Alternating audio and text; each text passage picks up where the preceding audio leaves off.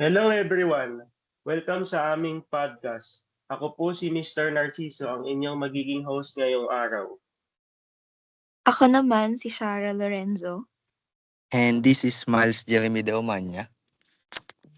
And I'm Nino Haring. At ako si Carlvin Santos. Salamat sa pakikinig sa aming podcast. Para sa episode natin ngayon, pag-uusapan natin ang isang liham na isinulat ni Jose Rizal. Mahigit 100 taon na ang nakakalipas pero hanggang ngayon ay relevant pa rin. At ito nga ang sa mga kababaihan ng Malolos. Ang focus natin ay kung paano naaangkop ang mensahe nito sa panahon natin ngayon, lalo na pagdating sa edukasyon, women's rights at gender equality.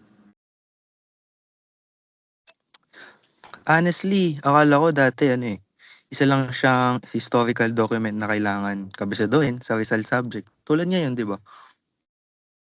Same, pero nung binasa ko siya, na-realize ko na parang may mga bagay na applicable pa rin hanggang ngayon.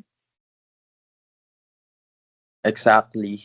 Kaya pag-uusapan natin kung ano ang matututunan natin mula rito at kung ano kaya ang sasabihin ni Rizal kung makikita niya ang kababaihan ngayon.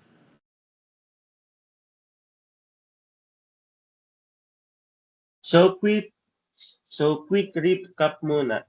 Sino nga ba talaga ang mga kababaihan ng Malolos? Kababaihan ng Malolos, sila yung grupo ng kababaihan sa Bulacan na humiling na makapag-aral ng wikang Espanyol. At parang simple lang pakinggan ngayon eh.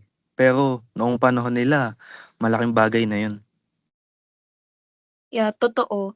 Kasi noon, hindi naman talaga hinihikayat ang mga babae na magkaroon ng mataas na edukasyon. Kaya hanga si Rizal sa kanila dahil hindi sila takot na ipaglaban ang gusto nilang matutunan. At doon pala nagsimula ang liham ni Rizal. Pinuri niya ang kanilang katapangan at kagustuhang matuto. Kaya sa tingin ko, isa sa mga pinakamatinding mensahe ni Rizal ay yung tungkol sa edukasyon. Bakit mo naman nasabi yan? Sige nga, explain mo. Kasi syempre hanggang ngayon, education is power. Kapag may kaalaman ka, mas kaya mong gumawa ng sarili mong desisyon. At saka hindi lang basta magkaroon ng diploma. Sa bagay, oo nga. Kasi maraming graduate pero hindi marunong magsuri ng impormasyon. Lalo na ngayon na sobrang dali maka-access ng impormasyon online. Tsaka di ba, mali rin na isipin ng lahat na nang nakikita sa social media ay totoo, di ba? Tama. Kaya feeling ko kung buhay si Rizal ngayon, lagi niyang sasabihin, mag-fact check muna kayo bago mag-share.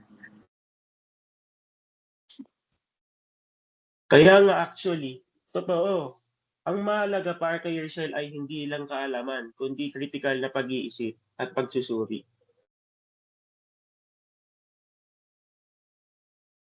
Ngayon, pag-usapan naman natin ang gender equality.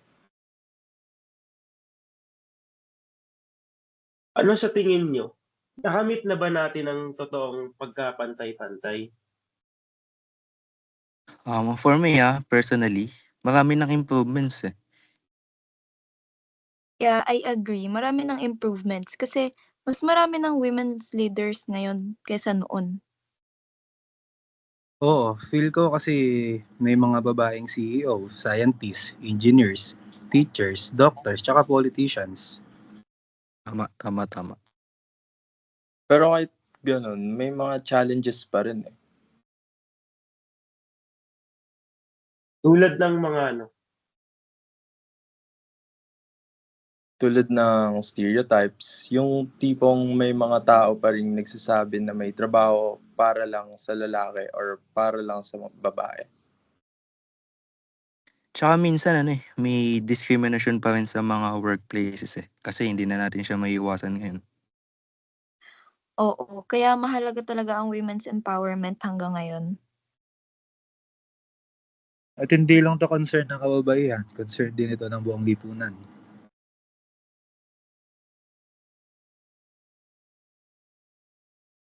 Dito naman po tayo sa ang modernong Pilipina.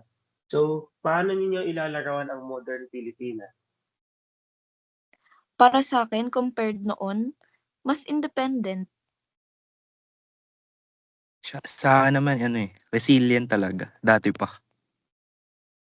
For me, confident sa lahat naman eh. At empowered, syempre. Para sa akin, matapang. Tsaka hindi lang dahil nagwo-work sila o nag-aaral, di ba?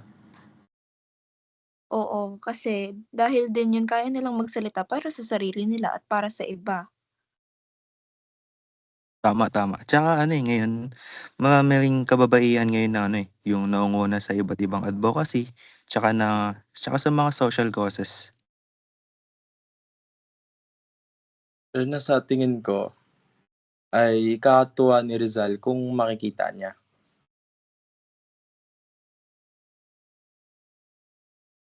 So, dito naman po tayo sa, fun question. Okay, guys, fun Sige. question naman tayo. Sige, mukhang masaya yan ah.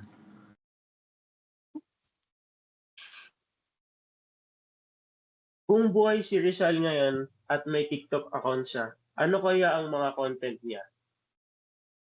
Ito yan. Siyempre, History Fox, di ba? For sure, fact-checking videos.